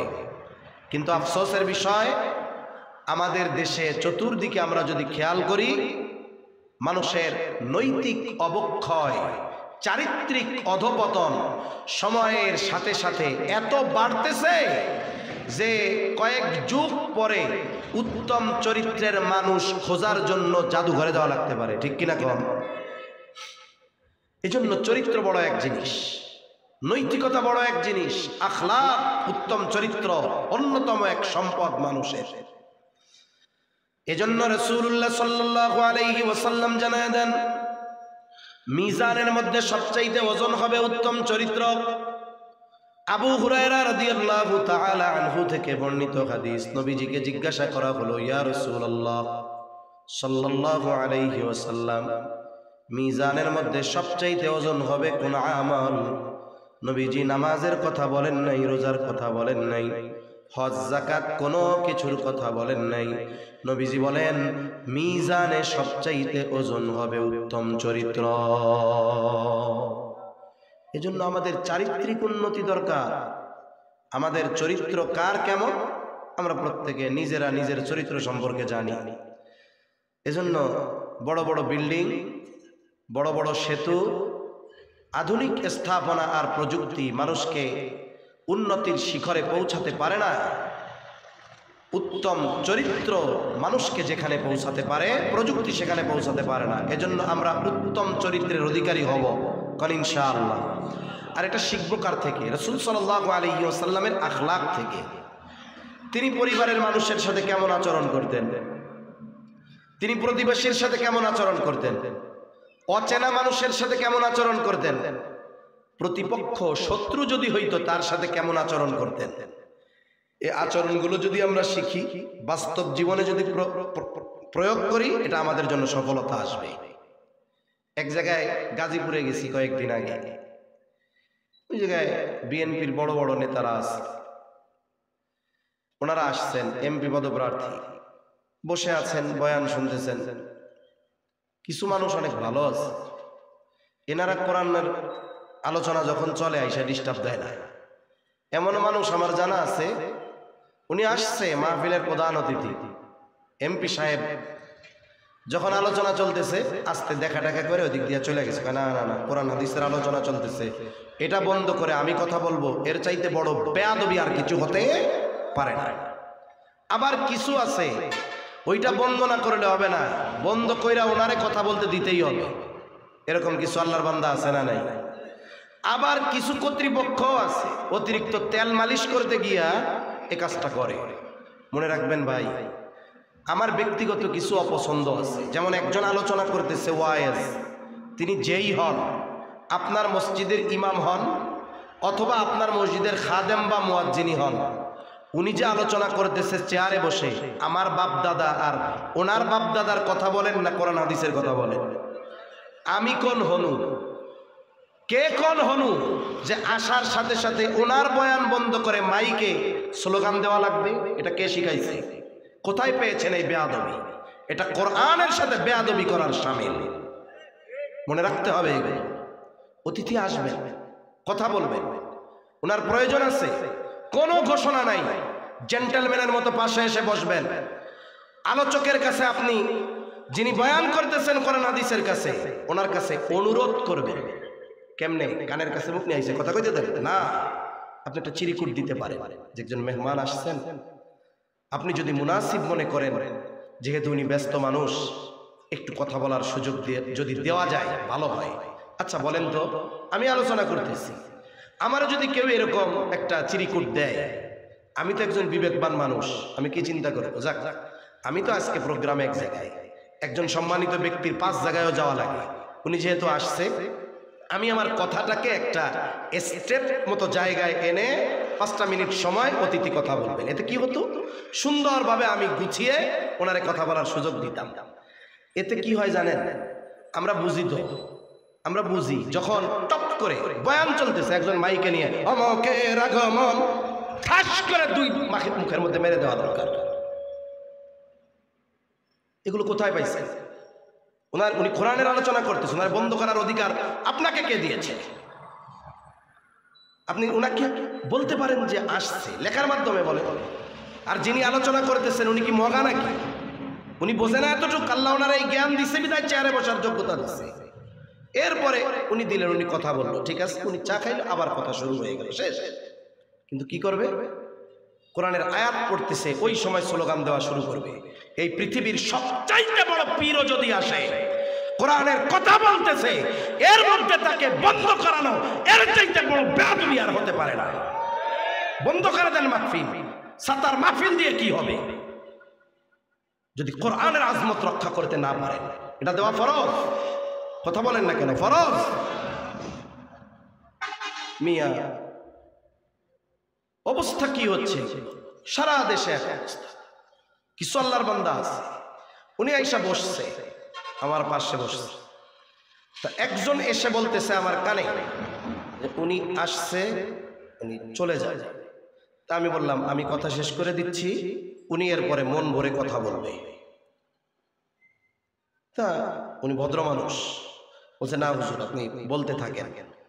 উনি যখন উপস্থিত, আমি আলোচনার এক পর্যায়ে এই কথা বললাম যে আমাদের দেশে রাজনৈতিক একটা ট্র্যাডিশন হলো, আমি কেন বুক ফুলিয়ে কথা বলতে পারবো? কারণ আমি বাংলাদেশের কোনো রাজনৈতিক দলের কোনো কর্মীও না, সমর্থকও না, মনে মনেও আমি কোনো রাজনৈতিক দলের ভালোবাসি না। অনেকে আছে না যে সে সক্রিয় কর্মী না কিন্তু মনে মনে ভালোবাসে। আমি নির্দিষ্টভাবে আল্লাহর কসম করে বললাম, কোনো রাজনৈতিক দলের আমি পছন্দ করি না, একটারে। বলতে পারে অনেক ইসলামী দল আছে, না, আমি একটা দলকেও নির্দিষ্টভাবে পছন্দ করি না, একেবারে জেনুইন কথা আমার। তা আমি বললাম যে আমি যেহেতু, আপনারা যেহেতু আছেন, সামনে তো নির্বাচন আসতেছে, একটা সৌন্দর্য আমাদের মধ্যে যদি আসে তাহলে এটা খুব ভালো হবে।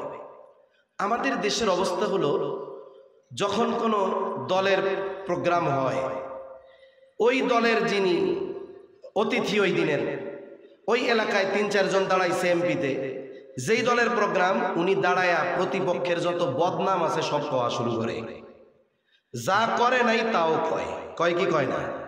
তাই আমি বললাম যে আপনারা যেহেতু আছেন তো প্র্যাকটিসটা একটু পাল্টায় ফেলেন। এবার থেকে আপনি আপনার প্রতিপক্ষ যারা আছে আপনার মজলিসে, আপনার সেমিনার সভায় প্রতিপক্ষ যিনি, তার গুণগত যে বিষয়গুলো আছে ভালো গুণগুলো তুলে ধরবেন। বলবেন যে ভাই এবছর আমরা তো এই আসনে 5 জন দাঁড়াইছি, আপনার দলের মিটিংয়ে বলবেন 5 জন দাঁড়াইছি, আমি দাঁড়াইছি আমার দলের এই প্রতীক নিয়ে, আরো 4 ভাই ওই প্রতীক নিয়ে দাঁড়াইছে। আপনারা আপনাদের যেই ব্যক্তিকে সবচেয়ে ভালো লাগে তারা আপনারা আপনাদের ভোটটা দিবেন।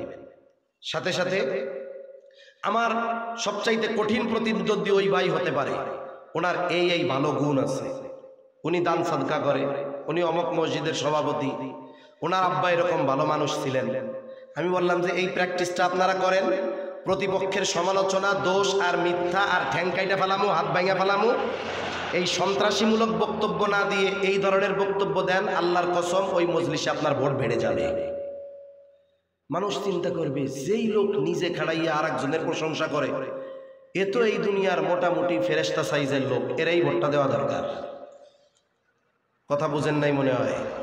হ্যাঁ, এই পরিস্থিতি করেন, তাহলে দেখবেন সমাজের চেহারা পরিবর্তন হয়ে গেছে, সমাজের অবস্থা পরিবর্তন হয়ে গেছে, মানুষের মধ্যে দ্বন্দ্ব নাই, একে অপরের প্রতি হৃদ্রতা, মহাব্বত, ভালোবাসা এগুলো সময়ের সাথে সাথে বাড়বে বই কি, কখনো কমবে না।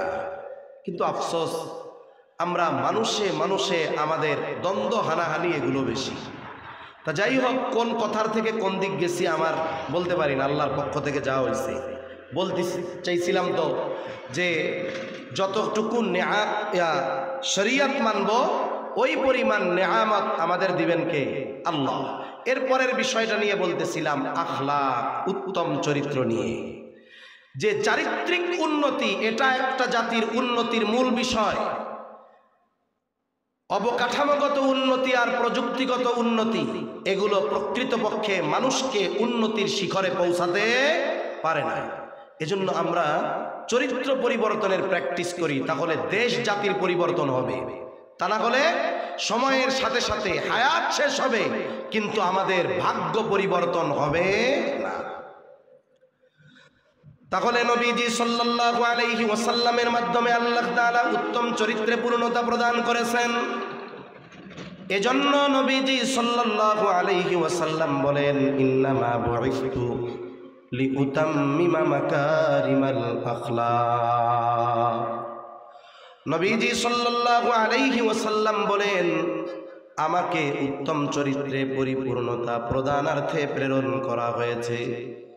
আমার আপনার নবী সাধারণ কোন নবী নয়, প্রত্যেক নবী উত্তম চরিত্রওয়ালা নবী, কিন্তু আমার আপনার নবী উত্তম চরিত্রে পরিপূর্ণতা দান করনেওয়ালা নবী।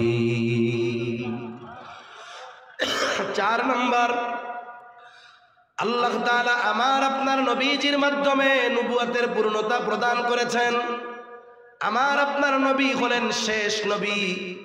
এই যে রিসালাতের যেই সিলসিলা ধারাবাহিকতা, নবীদের আসার যেই আগমনের ধারাবাহিকতা, এটা আমার আপনার নবীজির মাধ্যমে আল্লাহ তাআলা পূর্ণতা দিয়েছেন।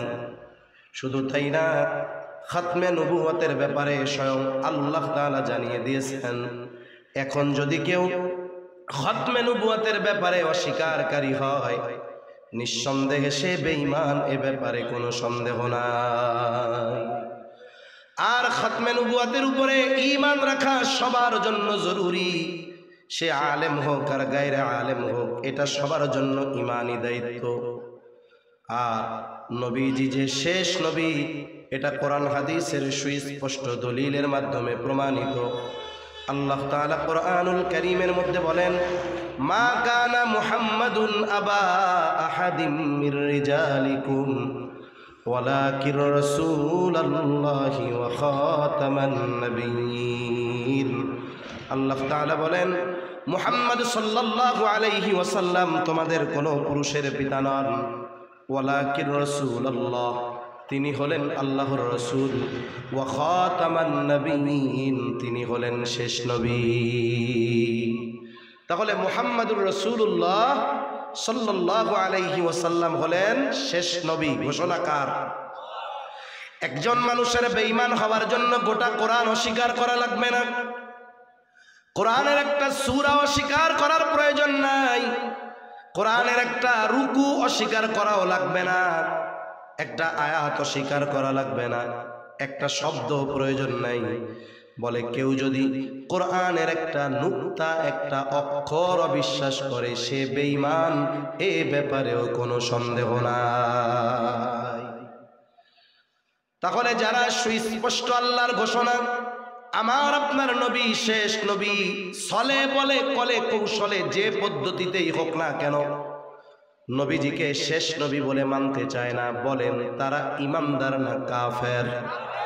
যদি দাড়ি টুপি থাকে, জুব্বা থাকে, কিন্তু খতমে নবুয়তকে অস্বীকার করে, তারা ঈমানদার না কাফের? যেই সূরাতে, যেই পরিচয়ে, যেই লেভেলেই থাকুক না কেন এরা কাফের, কোনো সন্দেহ নাই। সাথে সাথে আমার আপনার নবীজিও বলেন, ইন্নামা বুইসতু লিউতাম্মিমা মাকারিমাল আখলাক। নবীজি সাল্লাল্লাহু আলাইহি ওয়াসাল্লাম বলেন, আমাকে যেমন উত্তম চরিত্রে পূর্ণতা প্রদানার্থে প্রেরণ করা হয়েছে, সাথে সাথে নবীজি বলেন, আনা খাতামুন নবিয়্যিন লা নাবিয়্যা বাদি, আমি শেষ নবী, আমার পরে আর কোনো নবী নাই। এখন আমাদের দেশ সহ গোটা দুনিয়া একটা গ্রুপ আছে, গোলাম আহমদ কাদিয়ানীর অনুসারী। এই কাদিয়ানীরা কথার মার পেঁচে খতমে নবুয়তকে অস্বীকার করে। অনেক সময় সাধারণ মানুষ বুঝতে পারে না, সাধারণ মানুষ অনেক সময় ধোঁকায় পড়ে যায়। এজন্য আমাদের বাইতুল মুকাররমের সম্মানিত খতিব, এই পৃথিবীর অন্যতম একজন মুহাক্কিক, বুজুর্গ আলেমে দ্বীন, তিনি বলেন, ভিডিও দেখে ওয়াজ শোনার ব্যাপারে সতর্কতা করেছেন উনি। যদি ওই ব্যক্তি সম্পর্কে আপনার জানা না থাকে, খবরদার তার আলোচনা শোনা যাবে না। কারণ দাড়ি টুপি মাথায় দিয়ে সুন্দর মতো কাদিয়ানীদের পক্ষে আলোচনা করে এমন ভিডিও ইউটিউবে অভাব নাই। সাধারণ মানুষ কথার মারপ্যাচ না বুঝে উল্টা উলামায়ে কেরামের প্রতি বিদ্বেষ লালন করে, বলে দেখ এরাই তো কইল এরা নবীর শেষ নবী মানে, কিন্তু হুজুররা কয় মানে না। বিষয়টা হলো ওরা যে কথার মার পেছে খতমে নবুয়তকে অস্বীকার করে, এটা বোঝার মতো ইলম জ্ঞান অনেক ক্ষেত্রে সাধারণ মানুষের মধ্যে থাকে না। এজন্য উচিত, এটা ঈমানি দায়িত্ব, কাদিয়ানীদেরকে রাষ্ট্রীয়ভাবে কাফের ঘোষণা করা। অনেকে প্রশ্ন করে যে হুজুর ওরা তো কাফের, রাষ্ট্রীয়ভাবে কাফের ঘোষণা করলেও কাফের, না করলেও কাফের। বলেন তো, যারা হিন্দু ধর্মের অনুসারী আছে না অনেকে, আমাদের সমাজে অনেক হিন্দু সম্প্রদায়ের লোক আছে, অন্য সম্প্রদায়ের লোক আছে। আচ্ছা, আমরা কি কখনো কইছি নাকি রাষ্ট্রীয়ভাবে পুনরায় তাদেরকে হিন্দু ঘোষণা করতে হবে? কোনদিন বলছি? বলি নাই। কেন? কারণ এদেশে যারা অন্য ধর্মের আছে, এরা এদের ধর্মীয় পরিচয়কে গোপন নয় বরং ওপেন করে এই সমাজে বসবাস করে। ঠিক কিনা বলে? অন্যান্য পৃথিবীর অন্যান্য দেশে, ভারত থেকে যতই অপপ্রচার ছড়ানো হোক না কেন, এটা বাস্তব, পৃথিবীর অন্যতম এক অসাম্প্রদায়িক দেশ যদি পৃথিবীতে 1 নম্বরে থাকে এই বাংলাদেশ। ঠিক কিনা বলে? পাশের দেশে আই লাভ মুহাম্মদ সাল্লাল্লাহু আলাইহি ওয়াসাল্লাম, এই কথা বলার কারণে যে কত মানুষরে মাইরা ফেলছে আর ঘর ভেঙে ফেলছে হিসাব নেই। অথচ বলেন তো, ওই দেশে এত পরিমাণ জুলুম মুসলমানদের উপরে, এই বিষয়টাকে কেন্দ্র করে আমরা অথবা আপনার মসজিদের খতিব অথবা আপনার এলাকার কোনো ইমাম বলছে যে যেহেতু হিন্দুরা এই কাজ করতেছে ওদের উপরে সাইজ কর। কোনোদিন আমরা বলছি? কোনোদিন আমরা বলি নাই। এই দেশ সুন্দর এক সহ অবস্থানের দেশ, তারা তাদের পরিচয়ে ব্যবসা করে, একই বাজারে ব্যবসা করি, যদি প্রয়োজন হয় অনেক সময় তাদের দোকান থেকে আমরা জিনিসপত্র খরিদ করি, কিনি না, তারা আমাদের দোকান থেকে কিনে। এই যে এক সহ অবস্থানের উজ্জ্বল দৃষ্টান্ত। অন্য ধর্মাবলম্বীদের প্রতি তো আমাদের এমন কোনো কথা নাই। তাহলে কাদিয়ানীদের ব্যাপারে কেন বলে? কাদিয়ানীরা হলো কুফুরি আকীদা লালন করে, কুফুরি বিশ্বাসের উপরে স্থায়ী হয়ে এরা এদের ধর্মীয় পরিচয় দেয় আমাদের ধর্ম ইসলাম, নাম রাখে মুসলমানদের মতো, মুসলমান পরিচয় বহন করে, মুসলমান পরিচয় প্রকাশ করে, কিন্তু খতমে নবুয়তকে অস্বীকার করে। এখন বলেন, খতমে নবুয়তকে অস্বীকার করে নিজেকে মুসলিম, নিজের ধর্ম ইসলাম এ কথা বলার কোনো সুযোগ আছে? মানুষ হিসাবে এই দেশে নাগরিক অধিকার পাওয়ার অধিকার তাদের আছে। আমরা বলি নাই কখনো যে দেশ থেকে তাদের বাইরে করে দেন, মাইরা ফেলেন, এই করেন সেই করেন, আমরা কখনো বলি নাই। আমরা শুধু বলেছি যেহেতু কাদিয়ানী এটা ইসলাম ধর্মকে গোপন করে নতুন এক ধর্মমত, এজন্য তাদেরকে তাদের সঠিক পরিচয়ের আলোকে এই সমাজে বসবাস করতে হবে। ঠিক কিনা বলেন? রাষ্ট্র কি কখনো বলবে হিন্দুরা মুসলমান? রাষ্ট্রের কথা বলার অধিকার আছে? তাইলে কাদিয়ানী যারা খতমে নবুয়তকে অস্বীকার করে, রাষ্ট্র কি তাদের বলতে পারে তোমাদের রাষ্ট্র ধর্ম ইসলাম? তাহলে রাষ্ট্রেরই তো উচিত সপ্রাণোদিত হয়ে কাদিয়ানীদেরকে কাফের ঘোষণা করে তাদের ধর্ম লেখা দেয়া যে কাদিয়ানী ধর্ম, এরা মুসলিম না। দায়িত্ব ছিল রাষ্ট্রের। এখন রাষ্ট্র যখন পালন করে না, তখন কি করতে হয়? তখন আমাদের ইমানি দায়িত্ব চলে আসে, প্রত্যেকটা মুমিনের উপরে দায়িত্ব চলে আসে যে তাদের এই গোপন পরিচয়টাকে ওপেন করার জন্য, রাষ্ট্রীয়ভাবে তাদেরকে কাফের ঘোষণার জন্য চাপ প্রয়োগ করা, এটা প্রত্যেকটা মুমিনের ইমানের দায়িত্ব হয়ে দাঁড়ায়। ঠিক কিনা বলেন? কে কোন দলের তা দেখার সুযোগ নেই। বিএনপি করুক, জাতীয় পার্টি করুক, জামাতে ইসলাম করুক, নিজামে ইসলাম, খেলাফতে ইসলাম, যে যে দল করুক না কেন, সর্বশেষ আমাদের পরিচয় আমরা মুসলমান। হয়তো অনেকে দিন মানতে পারে না, কিন্তু মানা দরকার, এ বিশ্বাস তার অন্তরে আছে। এই ধরনের আমরা যারা আল্লাহকে স্বীকার করি, আমাদের প্রত্যেকের জিম্মাদারি যে এই বিষয়গুলোর ব্যাপারে সচেষ্ট থাকা। খতমে নবুয়তের ব্যাপারে, কাদিয়ানীদেরকে কাফের ঘোষণার ব্যাপারে কোন প্রকার কম্প্রোমাইজ না করা, মনে রাখতে হবে এটা ঈমানি দায়িত্ব। এই ঈমানি দায়িত্ব পালনার্থে আমাদের যাদের অতি ব্যস্ততা নাই, আগামী 15 তারিখ সোহরাওয়ার্দী উদ্যানে খতমে নবুয়তের উদ্যোগে মধুপুরের পীর সাহেব আল্লামা আব্দুল হালিম সাহেবের আহ্বানে আন্তর্জাতিক খতমে নবুয়ত মহাসম্মেলন, পৃথিবীর অনেকগুলো দেশ থেকে আন্তর্জাতিক ইসলামী স্কলাররা আসবে। পৃথিবীর প্রায় 42টা দেশে তাদেরকে কাফের ঘোষণা করা হয়েছে। আমরা দেশ থেকে চলে যাইতে বলিনি, তাদের উপরে আক্রমণ করতে বলিনি। আমরা গভর্নমেন্টের কাছে দাবি জানাচ্ছি যে তাদেরকে কাফের ঘোষণা করতে হবে। কিন্তু বাংলাদেশের সিস্টেম হলো এরকম, আপনি যতই দলিল কোরআন হাদিস দিয়ে বোঝান না কেন, কাজ হবে না। তাদের উদ্দেশ্য, তারা দেখতে চায় এই পক্ষে জনবল কত, জনগণের উপস্থিতি কেমন, দাবি কেমন। যদি এটা তাদের কাছে চাপের মতো মনে হয়, তাহলে তারা এই বিষয়গুলো আমলে নেয়। ঠিক কিনা? মূল কথা হলো, কাফের যদি ঘোষণা করেও কাফের, না করলেও কাফের। কিন্তু সমস্যা কোথায়? ওরা তো কুফুরিকে গোপন করে ইসলামকে সামনে নিয়ে ইসলামের ক্ষতি করতেছে। সেজন্য প্রকাশ্য দুশ্মনের চাইতে গোপন দুশ্মন বেশি ভয়ঙ্কর। ওরা যদি ইসলামের দুশ্মনী করতে চায়, ইসলামের লেভেলে আর খোলসে নয়, ইসলাম থেকে বের হয়ে কাদিয়ানি পরিচয়ে ইসলামের বিরুদ্ধে আসুক, তখন দেখা যাবে। ঠিক কিনা বলেন? এজন্য এই দাবি প্রত্যেকটা ইমানদারের দাবি। সেজন্য আমরা আগামী শনিবার 15ই নভেম্বর এই মহা সমাবেশকে সফল করার জন্য রাসূল আকরাম সাল্লাল্লাহু আলাইহি ওয়াসাল্লামের খতমে নবুয়তের এই প্রোগ্রাম সফল করার জন্য সোহরাওয়ার্দী উদ্যানে যাওয়ার চেষ্টা করব ইনশাআল্লাহ। তৌফিক দান করেন। যারা না পারি দোয়া করব যে আল্লাহ আপনি ব্যবস্থা করে দেন। কারণ আল্লাহ তাআলার কাছ থেকে কিছু মঞ্জুর করাইতে হলে শুধু মাঠে নামলে হয় না। কিছু মানুষের যায় নামাজে গভীর রাতে চোখের পানি লাগে। ঠিক কিনা বলেন? আমরা যদি মনে করি যে আমাদের চেষ্টা প্রচেষ্টা সবকিছুর মাধ্যমেই সবকিছু অর্জন হবে, তা না। কিছু মানুষ বলবে, কিছু মানুষ রাতের আধারে আল্লাহর কাছে রোনাজারি করবে। এজন্য যারা যাইতে না পারবো কমপক্ষে খাসভাবে আল্লাহর কাছে দোয়া করবো যে আল্লাহ আমাদের যেই উদ্দেশ্য এটাকে আপনি সফল করেন। নবীজির খতমে নবুয়তের উপরে যারা আঘাত করতে চায় তাদের এই শয়তানি চেহারাকে গোটা পৃথিবীর মধ্যে আপনি উন্মোচিত করে দেন। সাথে সাথে এদেরকে কাফের ঘোষণার জন্য যত বন্দোবস্ত দরকার আপনি আসমান থেকে সবকিছু সহজ করে দেন। কোন আল্লাহর বান্দার দোয়া কবুল হয়ে গেলে এটা তো সহজ হয়ে যাবে, ঠিক কিনা বলেন? তাহলে সম্মানিত উপস্থিতি, নবীজি সাল্লাল্লাহু আলাইহি ওয়াসাল্লাম পূর্ণাঙ্গ দিন দিয়ে গেছেন আমাদের জন্য আল্লাহর পক্ষ থেকে। পূর্ণাঙ্গ নেয়ামতের ঘোষণা আমাদের আছে, উত্তম আখলাকের ঘোষণা আমাদের জন্য আছে, সাথে সাথে পরিপূর্ণ শেষ নবী খাতামুন নবিয়্যিন আমাদের আছে। কিন্তু আফসোস, এত কিছু থাকার পরেও ওই জিনিসগুলোর যথাযথ ব্যবহার না করার কারণে আজকে আমরা গোটা পৃথিবীতে লাঞ্ছিত, অপমানিত, ঠিক কিনা বলেন? এজন্য ফাইন্ড আউট করা দরকার যে কোন কারণগুলোতে আমাদের এই পরিণতি।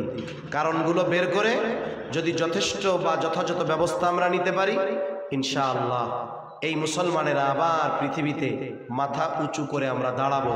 এই পৃথিবী আবার পরিচালনা করবে মুসলমানেরা, এই পৃথিবীর নেতৃত্ব দিবে ইনশাআল্লাহ আগামীতে মুসলমানেরা। আল্লাহ তাআলা আমাদের কথাগুলো বুঝবার তৌফিক দান করেন। আবার রাগ হয়েন, আসলে আফসোস নিয়ে কিছু কথা অতিরিক্ত বললাম, যেটা আমার দুঃখ লাগে যে একজন কোরআন হাদিসের কথা বলতেছে আর একজন কেন মাইক নিয়ে কোনো সিগন্যাল নাই, কিচ্ছু নাই, কেন থামায়া দিবে? ওনার কথা যেই আল্লাহর ওলি আসতেছে ওনার চাইতে যিনি বলতেছিলেন তার কথার দাম কম। এই বিষয়গুলো আমরা খেয়াল রাখা। অনেক সময় আমাদের দেশে কি হয়, বিশেষ আলোচক আলোচনা করতেছে, বয়ান করতেছে, প্রধান আলোচক আসছে, ওমা এখন এই বিশেষ আলোচকরা চিনেই না, আছে না নাই? কথা শেষ করতে পারে নাই, ওপাশ দিয়া মাইকে ওনারে পারলে কয়, মাইকেই পারলে আপনি জানগা আপনার আর লাগবো না। বেচারা সালাম কালাম দিয়ে ধীরে সুস্থে কথাটা শেষ করবে এই সুযোগও দেয় না। কাজ করে কি করে না? তাহলে কি হইল? ওনাকে অসম্মান করা হইল না তো? ওনার সম্মান তো আল্লাহ বাড়াই দিতে পারে, কিন্তু সম্মান অসম্মান কাকে করা হইল? উনি কার কথা বলতেছিল তাকে অসম্মান করা হইল। এটা মনে রাখতে হবে আমাদের। এজন্য দ্বীনি মাহফিলগুলোর মধ্যে যদি আমরা ওই ধরনের নিয়মতান্ত্রিকতা ঠিক না করতে পারি, তাহলে এগুলোর দ্বারা যে ফায়দা আসার কথা ওই পরিমাণ ফায়দা আসবে না। মাহফিলে ফায়দা হয়, তবে আশানুরূপ কেন হয় না? বলে আমাদের শৃঙ্খলা সিস্টেম ঠিক না থাকার কারণে।